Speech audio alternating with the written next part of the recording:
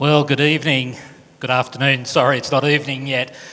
And I want to start by thanking and congratulating the leadership of NIS and the organising group for a fabulous conference. I've had a thoroughly wonderful 2 days. Firstly, because the organisation has been so smooth, and secondly, the quality of speakers. It's been really an outstanding conference, and I've loved the balance between international speakers and local speakers addressing a range of issues, all related to the theme. So congratulations to the organisers and the leadership of NIS. Well done. Yes, round of applause. And I'm going to take the opportunity to thank the interpreters. This is a challenging job. I'm going to be talking about competencies, and aren't they competent? They are so skilled in having that capacity to interpret synonymously as we are speaking. They just have this amazing ability. So to the interpreters wherever you are, congratulations. Simultaneous interpreting is an unbelievable talent, and they deserve a round of applause too, I believe.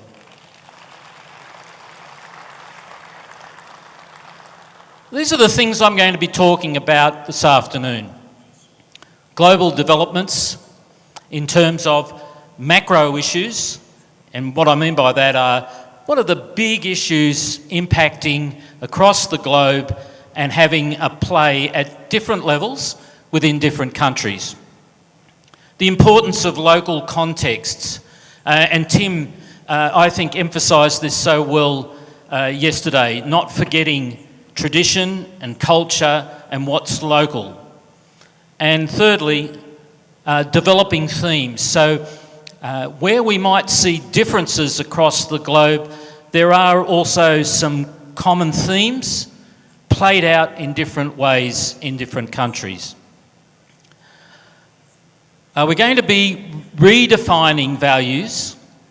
What I mean by that is looking at values in possibly a different way to how they may have been in the past in terms of school education. Talking about well-being and innovation today and tomorrow. So as part of that, values old and new. Well-being, both personal and social, and innovation as enhancement and advancement. And I aim to leave some time at the end for questions. So when the wonderful people who put up the card to say I've got 5 minutes left, I'll have to cut off what I'm saying very quickly then to give the opportunity for comment or question. Okay, so the macro issues. And what I want to do is align these issues to some of the competencies or capabilities that countries are looking at as part of their reform in terms of curriculum. One of the projects that I'm involved in at the moment is Education 2030. Kazakhstan's one of the 30 countries around the table that are contributing to that. And what we're looking at are what are the responses to these issues and how can they be incorporated into some kind of activity in schools. Doesn't necessarily mean in curriculum, it could mean in the environment within the school. Or it could be in relationship and partnership in the community. So this change duality, where we have rapid advancement, particularly we see this in technology, and rapid obsolescence. So what we need are young people who are agile enough, have the skills and attitudes, often that relate to lifelong learning, to be able to learn new techniques, new capabilities, and be able to learn new techniques. This term, this acronym is used quite considerably at the OECD and others, And effectively what it's saying is we recognise the world as difficult and complex. And my friends, it's not getting any easier. Tim once again said very wisely, it's important not to be too clever and try and predict the future. I suppose the only prediction we can make is things are not going to get easier. They're more likely to be more complex, more challenging, and therefore our young people need to be equipped well. And the transition that is happening across the globe from information to knowledge, a knowledge-based society, one where new knowledge is created, where you need to acquire new knowledge and know how to use that knowledge or create knowledge. Workplace reform. We know that what was once called soft skills, and now there's a much stronger focus on being collaborative, working in a team, understanding difference, thinking globally, acting globally, working with others, knowing how to relate to people, knowing how to solve an issue as it emerges in work. You know, when LinkedIn recruit, they manage a recruitment process, and companies search through LinkedIn for the capabilities, the competencies that they want for their employers.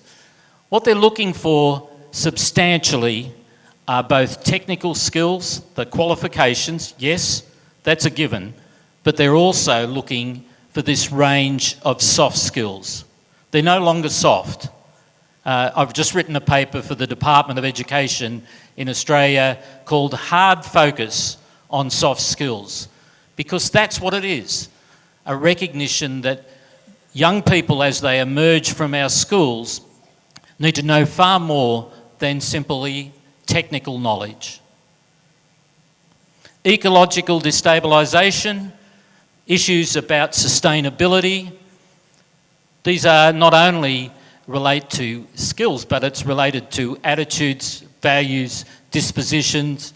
It's related to global citizenship, recognising that humans have an impact on the environment, and the work you do, what you do, how you do it, even the things you create will have an impact. This one's a given that there's no question about the technological changes that we've all gone through. I was just commenting outside to a person about how interesting it's been how the elderly have actually taken up social media more rapidly than what people expected that to be. In fact, the greatest use of social media are the older generations. And why? Because they've had a need and they've had a facility to keep connected to their families, wherever they might be. And so this is not only a skill for today, for tomorrow, but it's a skill that we need today.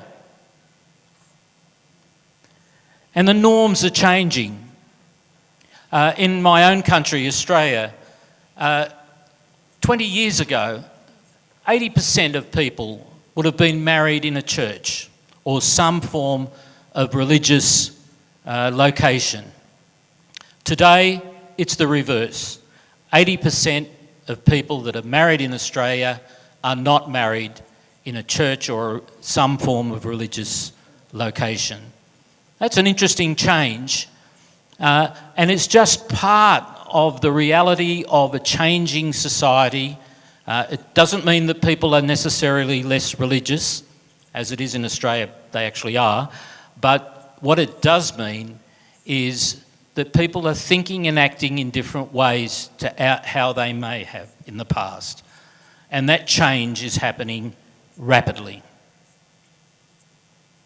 And of course, the inequalities. You know, we know countries like China and India where you have this massive growth of wealth. But of course, you also have a significant gap. It was always there. It's just more obvious and more prevalent, particularly in India, and in China it's a new experience with the growth of millionaires and billionaires. And of course that's just within some countries. When we look across countries, across the world, we know about the situation in Africa and the wealth generation of some other countries. And finally, new norms in terms of violence. I've quoted there, or commented there on Taleb's Black Swan, how we can't predict what will happen next. And our problem at the moment, of course, is that with every act of violence, we create solutions, we find solutions. When a truck is rammed through a crowd, we put bollards up and barriers up to stop trucks being able to run through crowds. Of course, there'll be a new form of violence in response to that, and we'll look for another solution when in fact what we need to be doing at the same time is looking at what are the causes, what's the underlying issues here around respect, around valuing difference, about empathy, a whole range of values and dispositions that we need to address at the same time as we're looking for security measures. So I've listed some countries there and locations in the world because these issues, although they're global, there are different competencies and different issues impacting on each country. So in Europe, I'll give an example there, the massive unplanned migration of people from Africa and Asia into Europe has totally disrupted countries and totally has caused a rethink in terms of what does it mean to be a citizen of that country. But also what of course it's done, it's exposed what may have been assumed about understandings of difference, respect, empathy. It's very clear that issues such as that, you can rely on adults to change. You can assume that with public announcements and through public campaigns in education that attitudes can change. But you know you need to work hard from the early years to change ongoing behaviour. Primary prevention, starting early with young people, is the solution. The Middle East, the work I've done there with the Kingdom of Saudi Arabia and work in the Emirates, the issues with oil and the recognition that that prime source of income is only, the time is ticking on the supplies. Those countries are very much aware that they've got to change the skills and capabilities of their young people. They can't rely on renting out their land and their wealth being used to bring in workers. They have to take up those positions themselves. They haven't had to do that in any substantive way like they will have to do over the next 10 to 20 years. And so they've got to upskill their young people, prepare them for a different kind of Middle East. And of course at the same time they're also dealing with youth issues around their borders, needing to once again address issues of citizenship, support for the nation, commitment to their ideals. In Asia, we have the threats from North Korea impacting on Japan, on South Korea, and also changes happening within each of those countries in terms of their populations, about acceptance of difference. In Japan, the country with the most rapidly declining population of all countries in the world. And of course with that has been an ageing population. And with that comes a whole new challenge for a country that all of us would say has a strong cultural element of respect. If I had to name a country in the world where I would think you would see respect valued highly across the generations, and particularly respect of the elderly, I would have chosen Japan. My friends, Japan has had to introduce respect into the curriculum because the issue is not as, it's as extreme now that the respect that was held for the elders is under threat. Young people are having to work, recognise they have to work for the rest of their life, and that can mean effectively foregoing having children and supporting the elderly throughout their life. That's changed attitudes, and they recognise that to do something about this, they will have to actually teach and provide guidance in terms of respect for the elderly. That's not been considered in the past.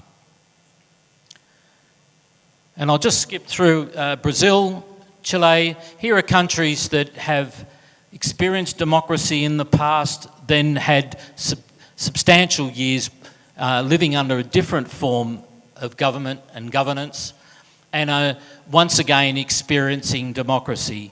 They're having to educate their young people about what it means to be critical thinkers, what it means to take action, and how to take action, how to behave, how to express your viewpoint, how to respond to a viewpoint that you don't agree with. This is new for them, and so it's challenging, and therefore they've looked for the curriculum, for education, to be one of the main vehicles for changing the nature, the attitudes, the skills of their young people. So here are the developing themes. Economic competitiveness in terms of a knowledge-based society. So many countries are talking about STEM.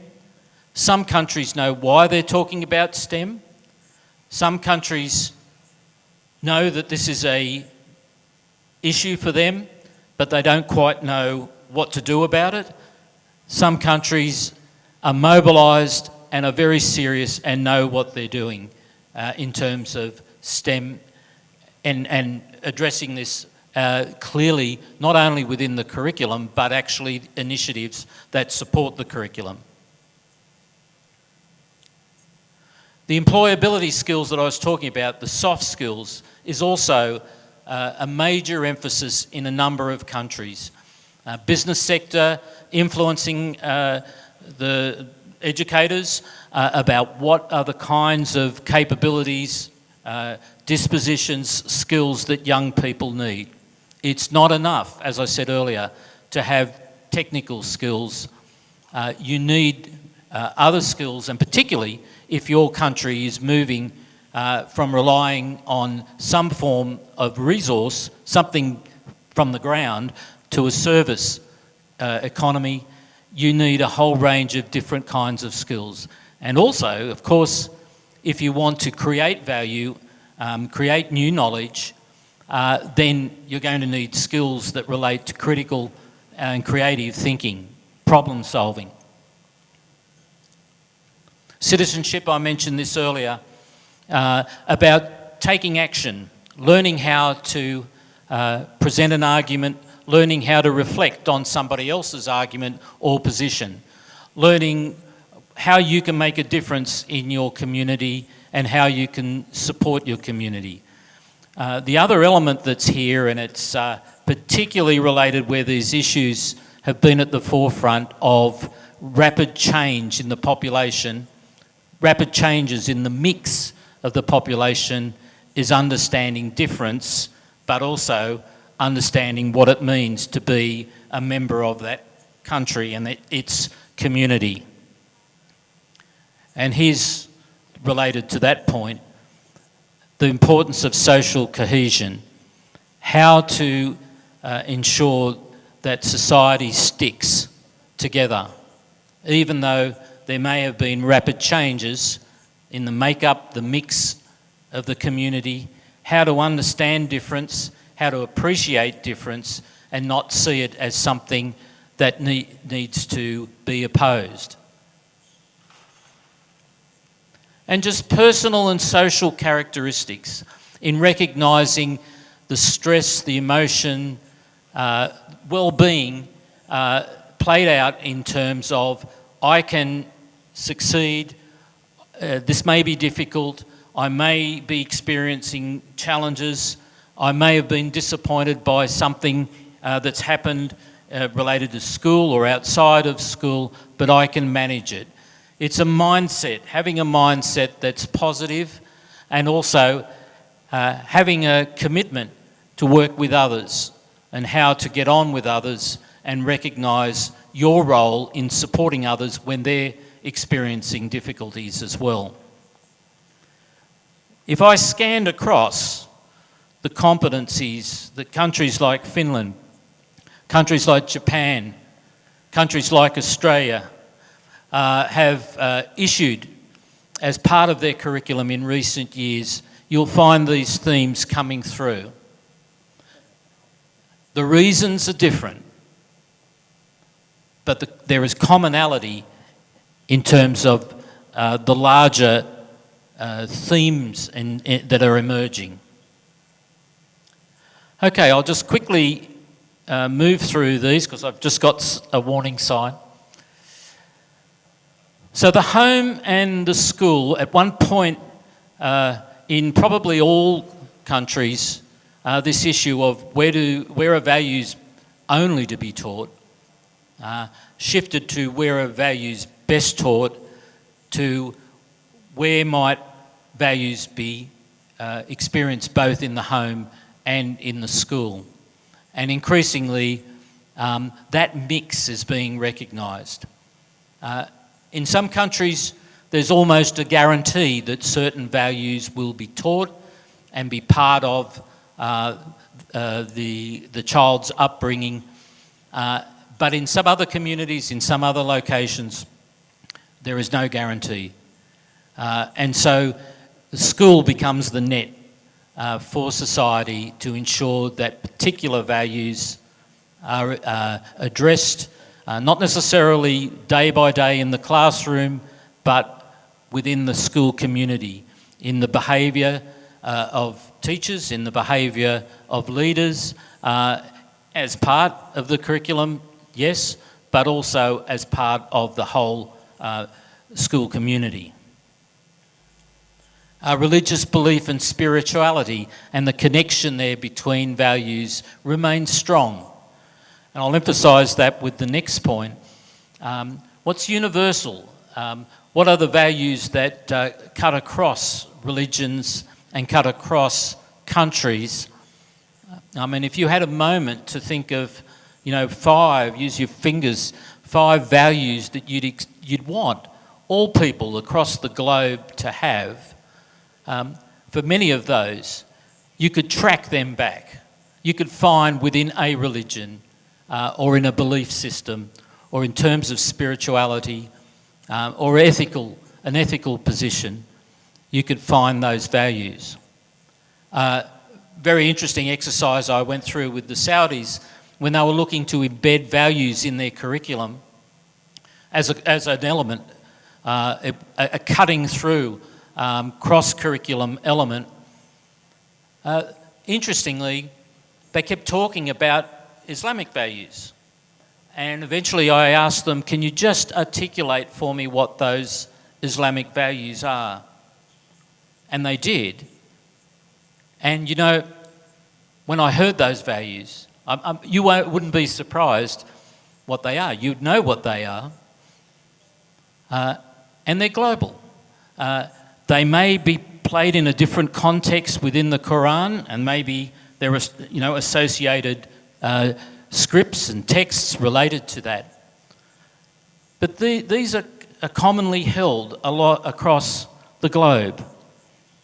Are they exercised across the globe? No. But of course, in terms of desire, that's what countries would want.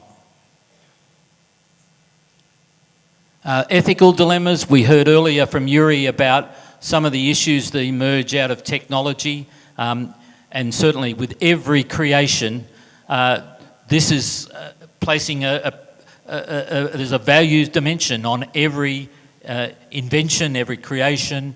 Do we know what the impact is? How will it impact on people? Will this impact actually be a positive one or a negative one? And values for lifelong learning.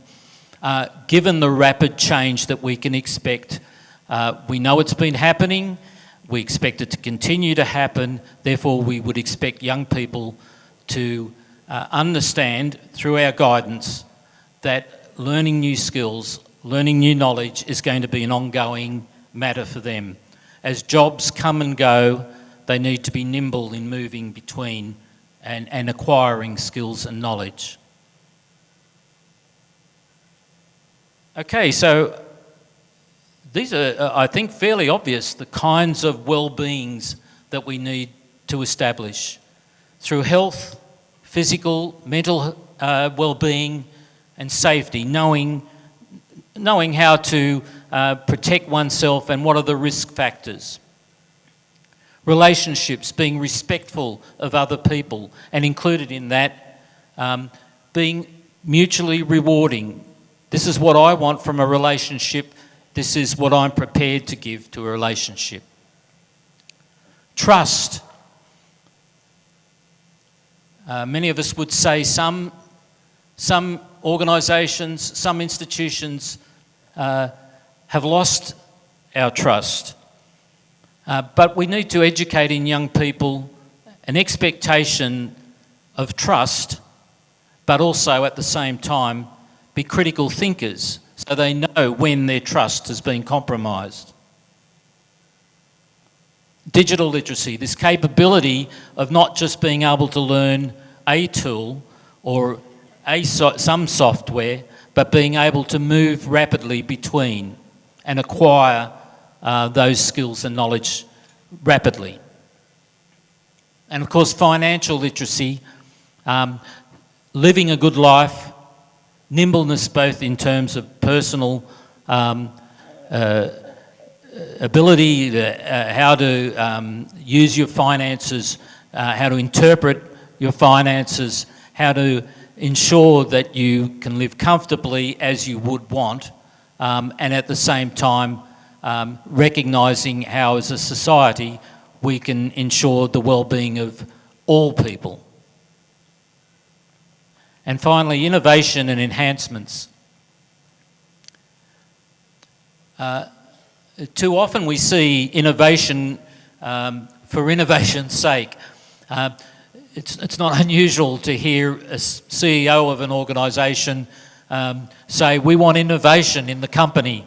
I'm going to create an innovation unit and they're going to come up with the bright ideas.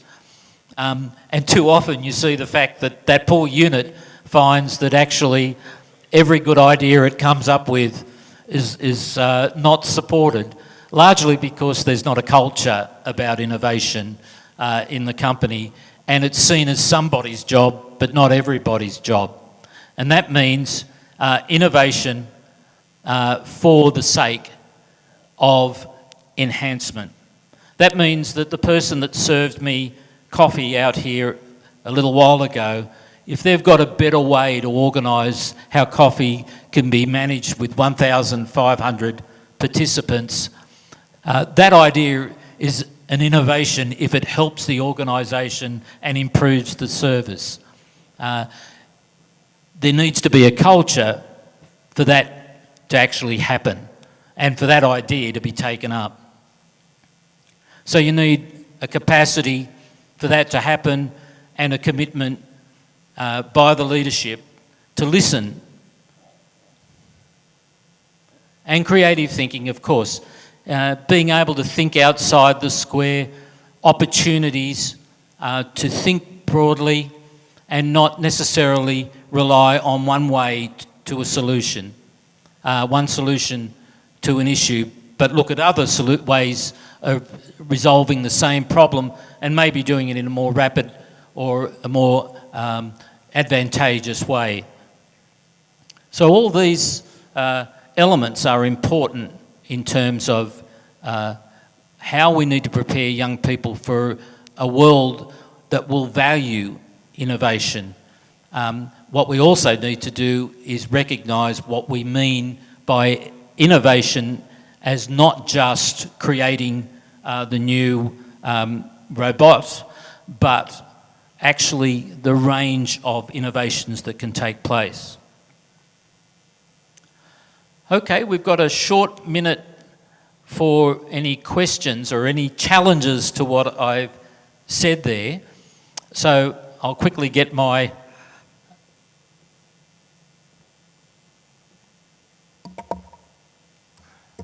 headphones. Are there any questions or comments? Is there anyone that thoroughly disagrees with what I've been saying? Come on, Tim.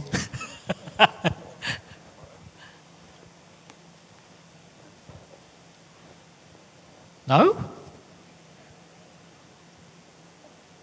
Now that usually means I was so clear that everyone's very comfortable, or it means I was so fuzzy you didn't have a clue what I was saying. I think that means you want me to go. Thank you.